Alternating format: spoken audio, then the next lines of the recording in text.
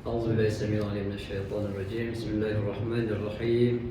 الحمد لله رب العالمين والصلاة والسلام على أشرف الأنبياء والمرسلين سيدنا مولانا محمد وعلى آله وأصحابه وذريته أجمعين وبعد. السلام عليكم ورحمة الله وبركاته.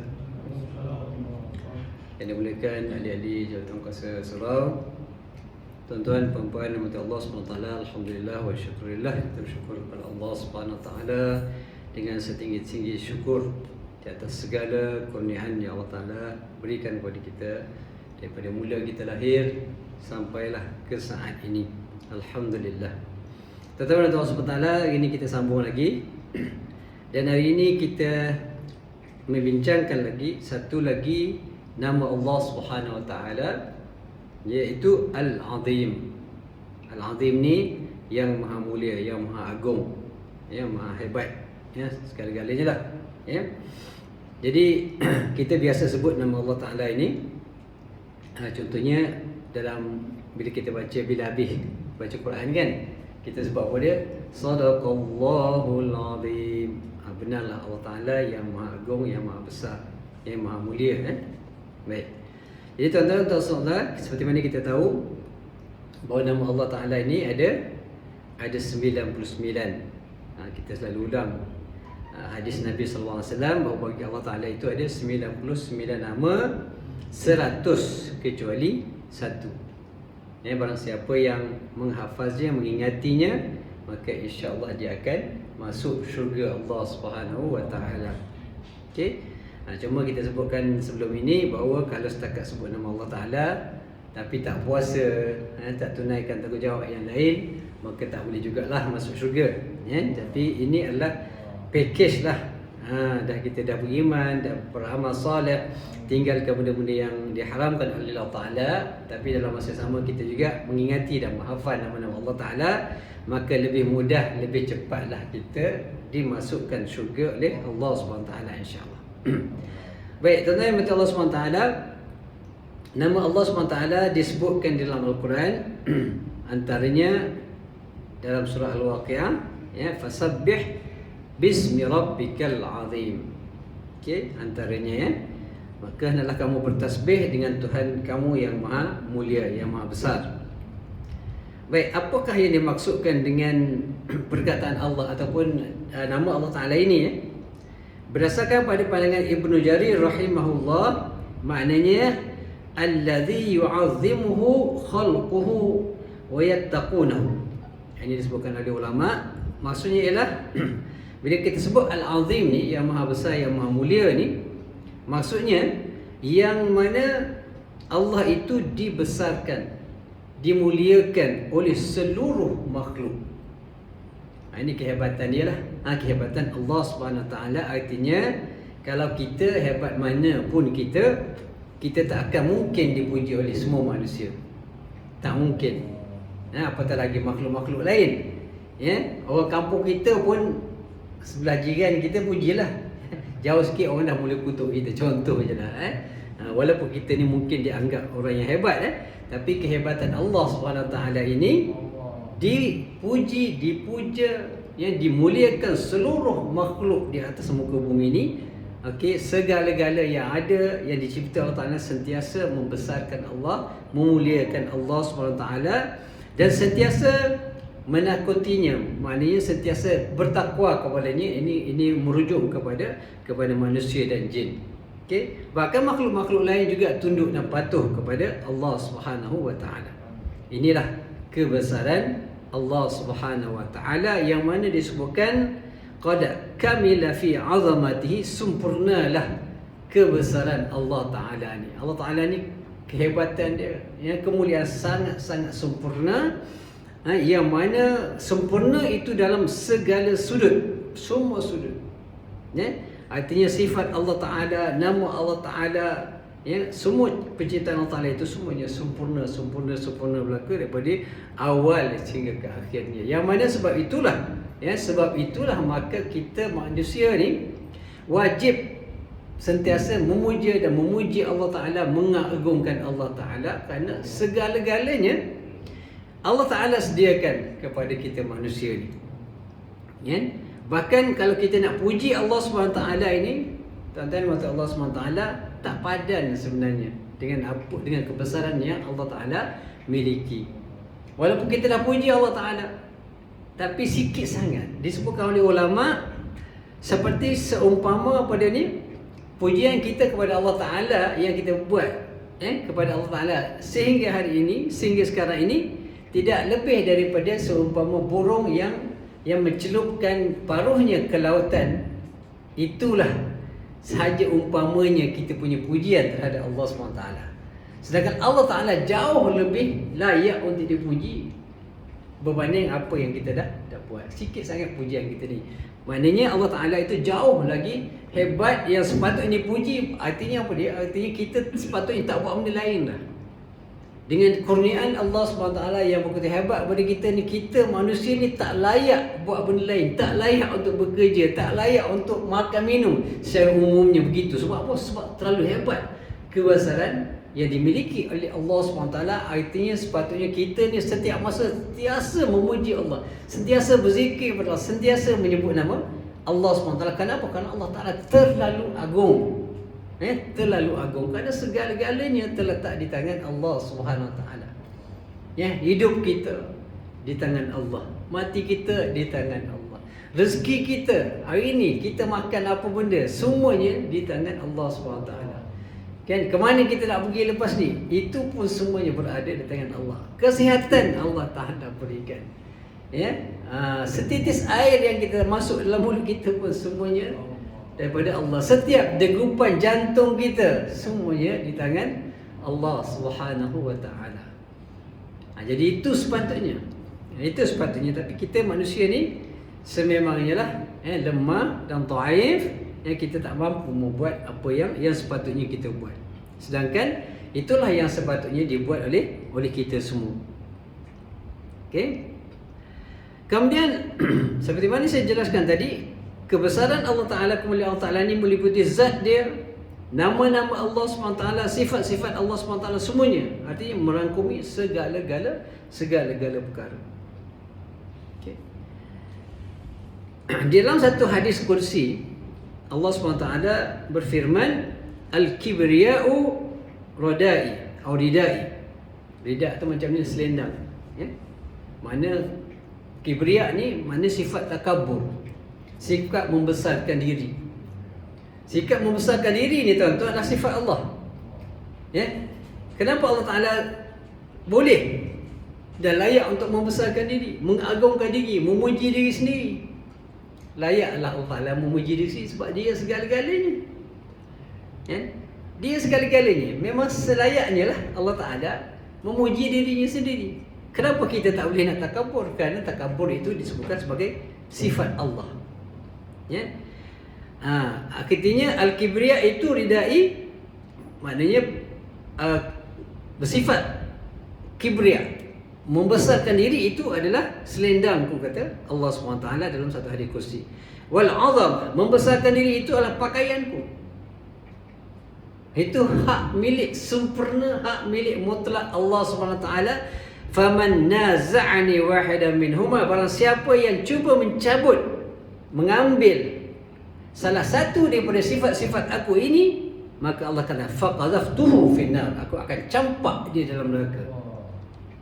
Tuan-tuan, dahsyat dahsyat.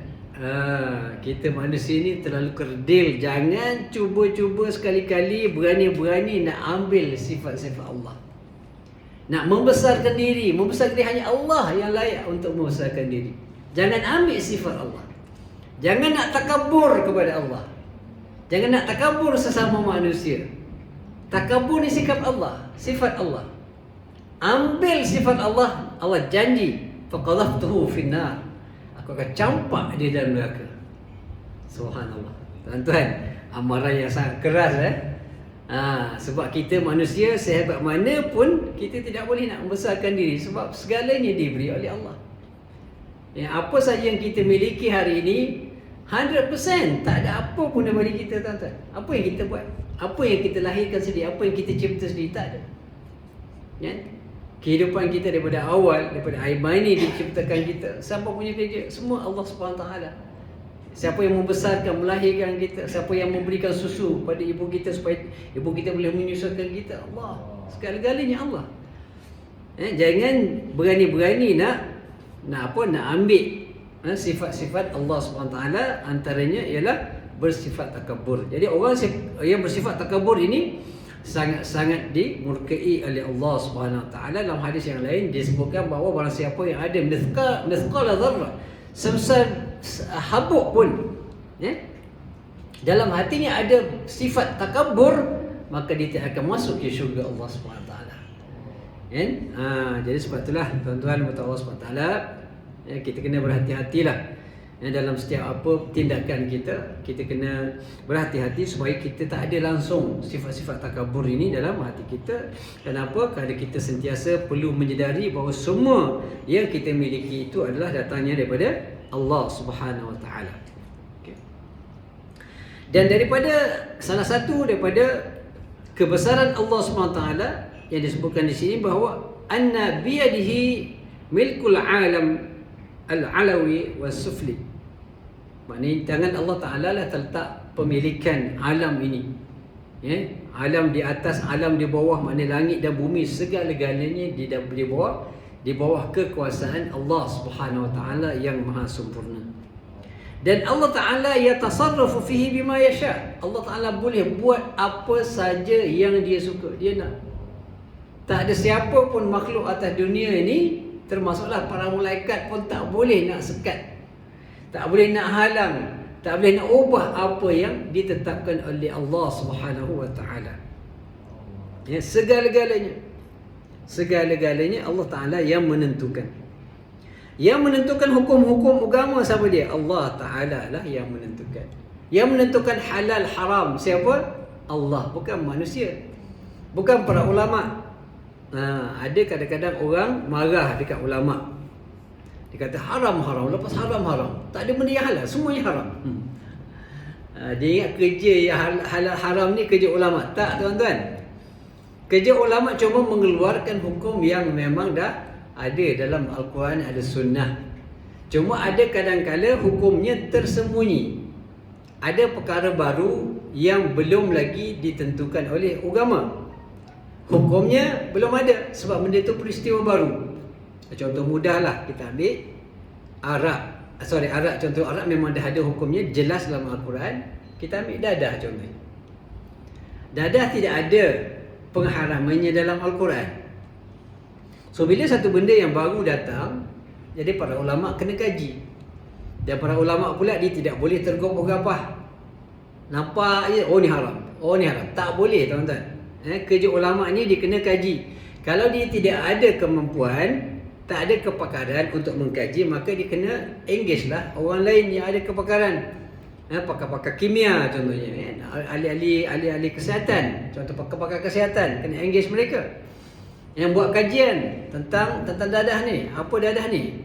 Dadah ni mana substance yang dibuat, contoh daripada contohnya tumbuhan-tumbuhan contohnya, ataupun daripada bunga-bunga tertentu, ganja dan sebagainya. So dia buat kajian.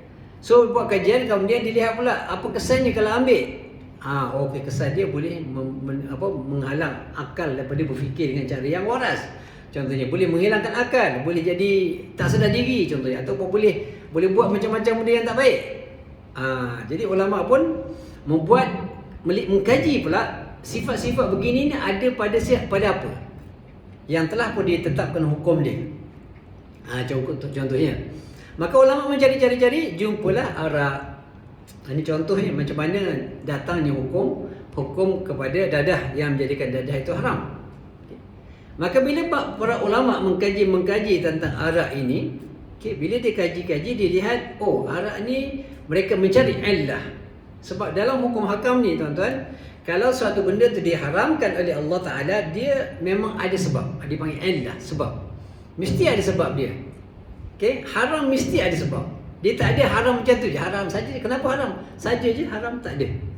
Mesti ada keburukan dia. Illah dia, sebab dia. Ada punca dia menyebabkan dia jadi haram. Ada keburukan tertentu yang ada pada perkara yang diharamkan oleh Allah SWT. Jadi para ulama mengkaji tentang arak ini, kaji-kaji. Maka banyaklah perkara-perkara yang berkaitan dengan arak. Antaranya apa dia? Arak ni boleh menyebabkan akal hilang. Menyebabkan orang, dia akan mengganggu pemikiran kita. Seorang tu tidak boleh mampu untuk berfikir dengan cara yang betul. Okey, ini satu. Apa lagi arak bahaya dia? Bahaya dia boleh menyebabkan penyakit. Contohnya boleh menyebabkan kanser dan sebagainya. Contoh di berbagai sebab ini dibawa oleh para ulama, pakar-pakar perubatan dan sebagainya. Apa lagi kesan arak ni? Dia kesan dia kepada mungkin dia anggap sebagai satu benda yang membazir. Contohnya kalau dia anggap membazir sebab dia tidak ada faedah sebenarnya secara umumnya. Jadi bila dikaji-kaji, yang paling besar sekali ilah dia sebab dia adalah kerana dia boleh menghilangkan akal. Maka ulama pun mengambil, inilah dia ilah pada arak. Lalu pergi lihat pula kepada apa? Pada dadah tadi. Dadah ada persamaan tak? Ada persamaan. Yang ni pun kalau arak, kalau minum boleh hilang akal. Dadah ni pula juga kalau ambil boleh juga hilang akal. Maka sama tak? Sama. Maka ulama pun membuatkan mengeluarkan hukum bahawa setiap perkara yang memabukkan itu adalah haram. Arak haram kerana dia memabukkan. Maka apa saja yang memabukkan, menghilangkan akal, maka hukumnya adalah haram. Maka itulah kaedah keluarnya hukum daripada dadah. Maka dadah itu jadi haram. Kenapa? Kerana dia juga adalah menghilangkan akal. Nampak tuan-tuan? Itu kaedah dia. Tapi siapa yang keluarkan hukum?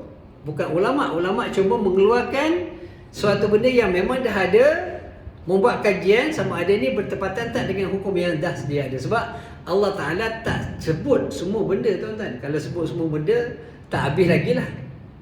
Al-Quran ni dia turun lagi dah sekarang ni.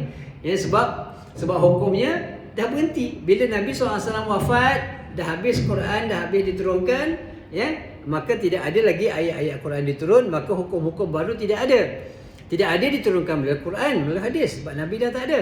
So macam mana kaedah kita nak menghadapi perkara-perkara baru? Ulama lah kerja dia.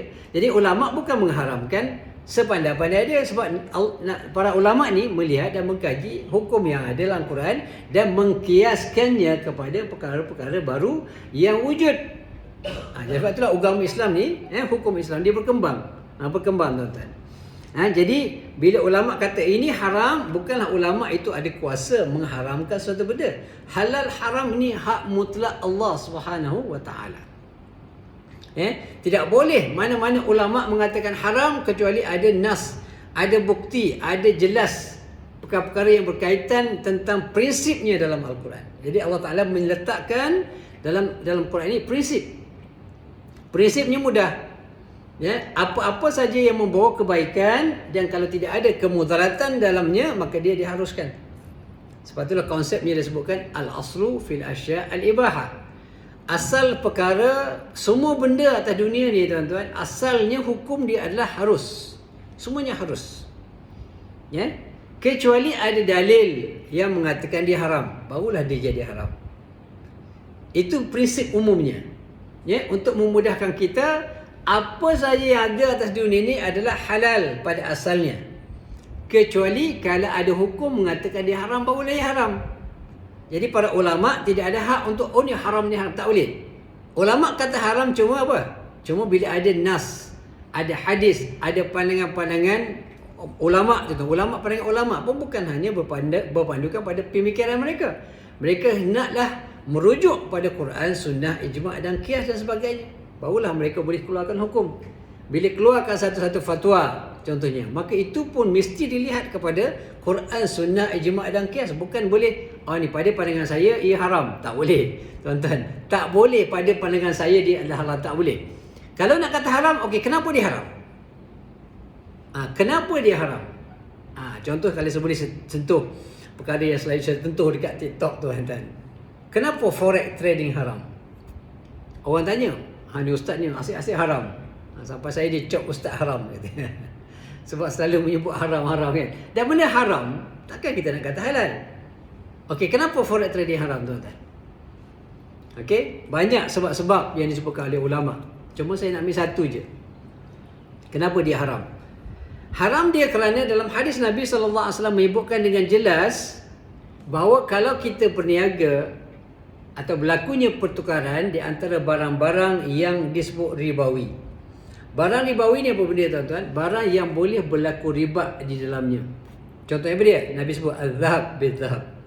Kalau kita tukar emas dengan emas, emas baru dengan emas lama tuan-tuan, mesti syarat dia sama timbangan dia. Takkan boleh pula macam tu ni, emas lama emas baru. Tak. Dia punya prinsip, kalau tukar emas dengan emas wajib sama. Berat dia mesti sama. Kalau 1 gram, mesti tukar dengan 1 gram juga. Tak boleh lebih tuan-tuan. Lebih jadi riba, haram. Al-fiddah, perak dengan perak, sama juga. Nak tukar perak baru, perak lama, tak boleh. Sama mesti antaranya. Mithlan bi mithlin, kata Nabi. Sama. Kan? Tak boleh. Al-burru bil bir, biji-bijian, beras ke apa, gandum apa semua mesti sama. Beras kampung dengan beras bandar contohnya. Ada beras bandar, beras kampung atau beras apa benda lah kan.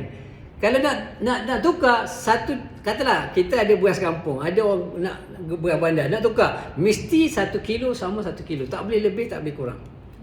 Itu kaedah dia. Itu disebut oleh Nabi dah jelas dalam hadis. Syarat dia apa? Mislan bi mislin, mesti sama sukatan dia, timbangan dia. Kemudian yadan bi yadin, mesti tukar serta merta, serentak. Bagi terus bagi. Bagi beras, ambil beras terus. Bagi emas, ambil emas terus. Dan duit, duit ini, currency ini disebutkan oleh ulama sebagai barang ribawi sebab dia disandarkan pada emas. Ini istifaq ulama. Ulama bersepakat bahawa emas, apa namanya, duit yang kita ada hari ini, walaupun dia kertas, tapi dia hukumnya sama macam emas. Baik, kalau sama macam emas hukumnya, maka bila berlakunya pertukaran antara duit dengan duit, wajib berlaku sama macam berlakunya pertukaran emas dengan emas. Maknanya apa dia? Maknanya dia kena bertukar milik. Sama. Kalau duit RM dengan duit RM, tak boleh tuan-tuan tukar. Duit lama dengan duit baru tak boleh. RM1 dengan RM1 nak bagi lebih tak boleh cara umumnya, sebab dia dianggap sebagai barang ribawi, barang yang boleh berlakunya riba. Okey. Jadi duit ni, kalau duit itu berbeza, duit RM dengan duit dolar bolehlah berbeza, tak ada masalah, sebab dia jenis yang berbeza, nilai berbeza. Tetapi antara syarat barang ribawi ini mestilah berlakunya, disebutkan salah satunya dalam hadis tu, yadan biyadin, mesti ada serahan. Contohnya kita pergi dekat money changer, katalah kita nak pergi umrah, kita ada 1000 RM nak tukar kepada rial. Kita pergi bagi duit, okey cik, ada duit rial tak? Oh ada. Okey, kita pun bagi RM1000. Lepas tu dia kira-kira duit rial tak cukup. Cik, tak cukup lah. Tapi dah ada kawan yang dah bawa duit tu, on the way lah. Sikit lagi, dalam setengah jam lagi dah sampai. Boleh cik datang balik tak setengah jam ni? Duit dah bagi dah kat dia. Duit dah bagi, dia pegang duit tu, dia dah pergi. Nanti kita dah beli dah duit rial tu, tapi duit tak sampai lagi, tak cukup. Dia pun okey lah, tak apalah. Apa hukum tuan-tuan? Haram. Tak boleh. Kalau nak cancel boleh, maksudnya kena buat macam ni lah. Nak suruh jadi boleh, jadi macam ni. Okey, bagi balik duit saya 1000 tu, nanti setengah jam saya datang balik, baru boleh. Datang bagi duit 1000, dah sampai dah duit, dah sampai dah. Kita pun bagi duit 1000, maka dia pun bagi duit rial kat kita. Itu syarat dia. Mesti pertukaran itu berlaku serta-merta. Okey. Kemudian satu lagi, apa yang berlaku dalam forex trading tuan-tuan, bila kita beli contohnya dekat platform, apa-apa platform lah, antara yang famous dekat platform ni ICM, yang digunakan oleh ramai broker-broker, ramai forex traders dekat Malaysia ni tuan-tuan. Walaupun mereka tahu benda tu haram, tapi mereka terus meneruskan. Sebab apa? Sebab ramai dah kaya-kaya tuan-tuan, dah pakai Lamborghini lah, macam-macam. Sebab kekayaan yang diperoleh daripada forex trading ni. Walaupun haram, yang benda haram ni tuan-tuan, bila dah masuk dalam hati, dia payah.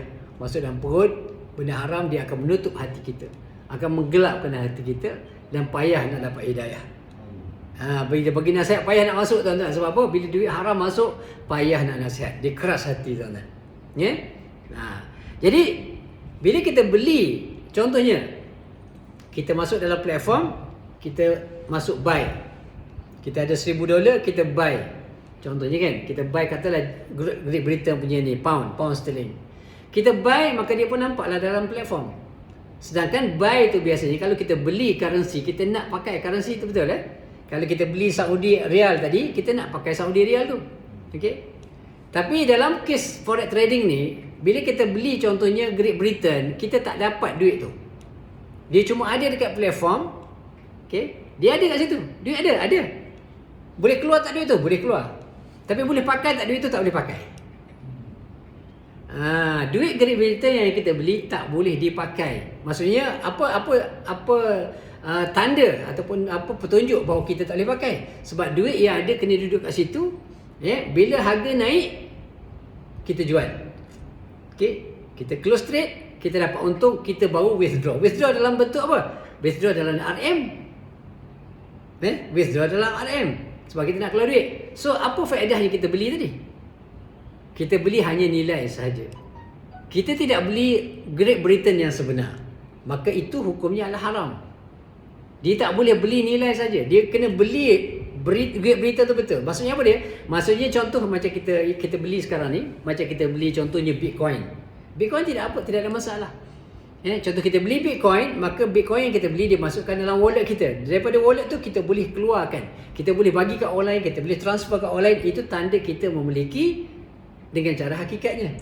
Boleh, macam tu pun boleh. Dianggap sebagai penerimaan juga.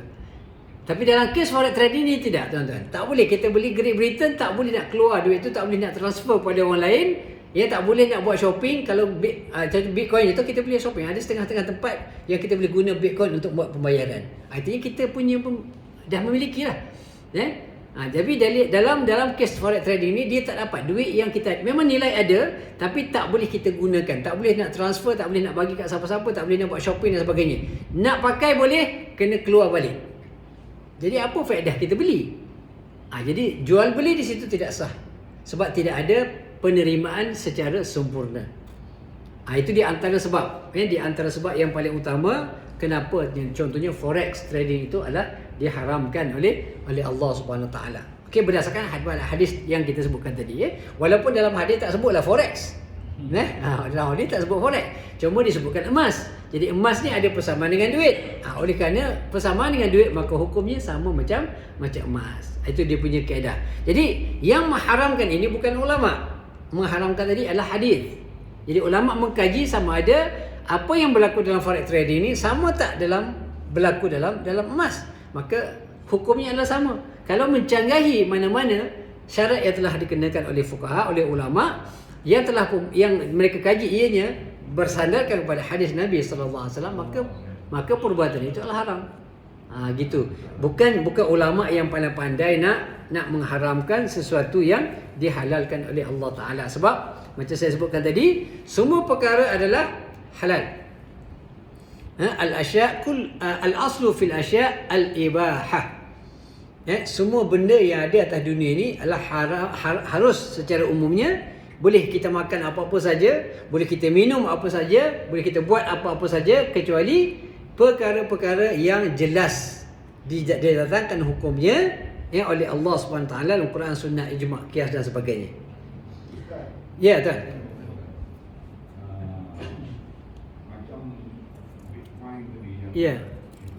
Saya nampak macam ada dua. Maksudnya kita beli itu kita masuk dalam wallet. Boleh, betul. Satu tu lagi satu yang kita nampak yang trade Bitcoin tu super macam dia trade forex tu. Okey, baik.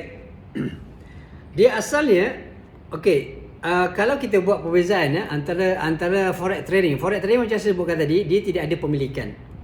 Dia cuma beli values, nilai sahaja. Dia panggil CFD, contract for difference. Okey. Contract for difference ni kita beli satu benda, bukan kita beli benda tu sebenar. Kita beli nilai dia saja. Kita beli cuma nilai dia saja. Sebab bila kita jangka harga dia naik, maka kita beli. Contoh kita kata USD naik, kita beli USD. Bila naik, kita pun jual, dapat untung. Itu saja matlamat dia, bukan nak membeli nak memiliki USD tu tak. Nampak dia punya konsep dia. So salah dari sudut hukum syarak, kerana bila kita beli nilai saja, kita tidak membeli barang yang sebenar yang kita beli, maka hukumnya haram. Tak boleh. Baik. Kalau Bitcoin, kalau Bitcoin bila kita beli, dia akan masukkan dalam dia akan masukkan ke dalam wallet kita. So wallet kita ni kita boleh transfer pada orang lain dan kita boleh juga buat shopping. Baik. Ada orang trading. Okey, trading ni kalau dia melibatkan CFD juga adalah haram.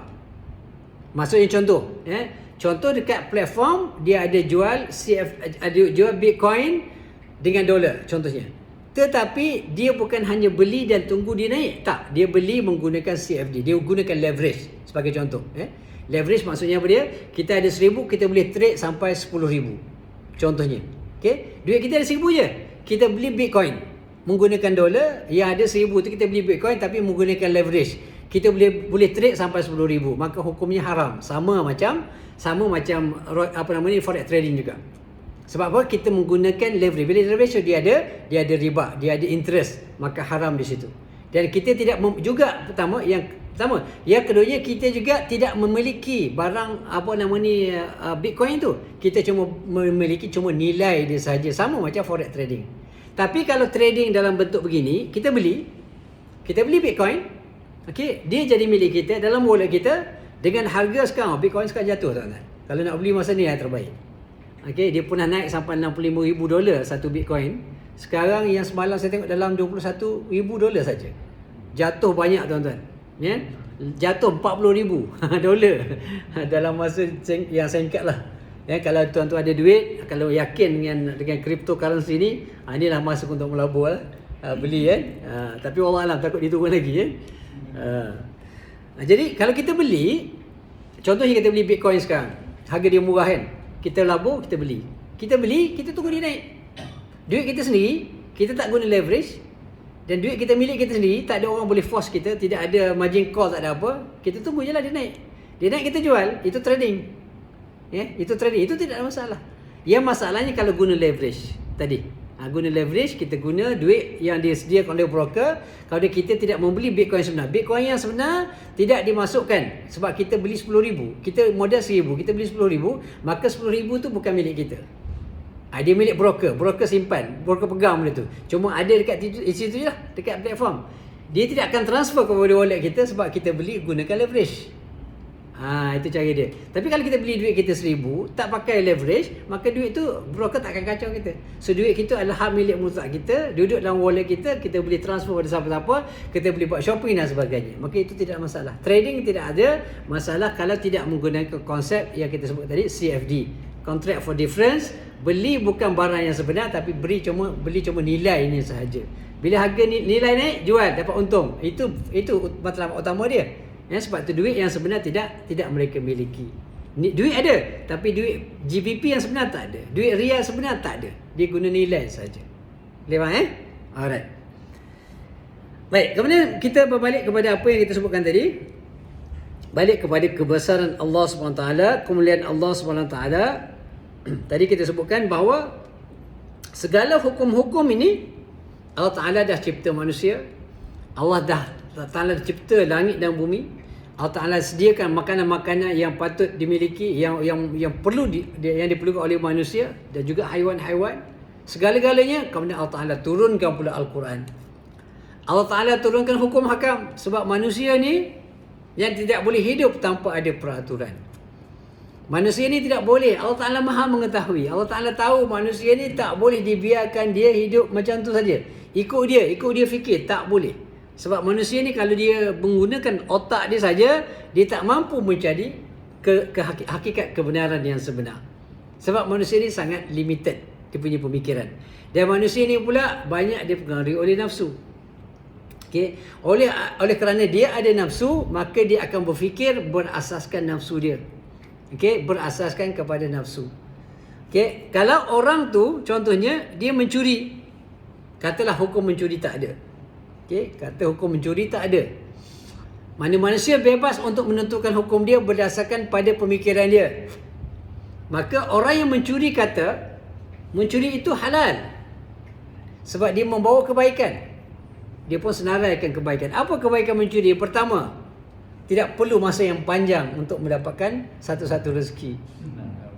Betul? Kebaikan Kebaikan mencuri. Kan? Dia adalah satu perkara yang sangat mudah untuk diperolehi. Tak perlu kerja kuat-kuat Berbanding ni orang kerja orang kita kerja daripada pukul 8 pagi sampai pukul 5 petang paling kurang. Nah, orang bisnes bukan main hebat punya peniaga siang malam kadang-kadang berniaga dah. Nak dapat RM10, RM20 kan. Contohnya kan. Tapi orang mencuri satu malam dia boleh dapat RM10,000, RM20,000. Okey, bagi orang mencuri adalah bagus. Halal bagi mereka. Okey. Baik, kita tanya pula mangsa curi. Mangsa curi haram.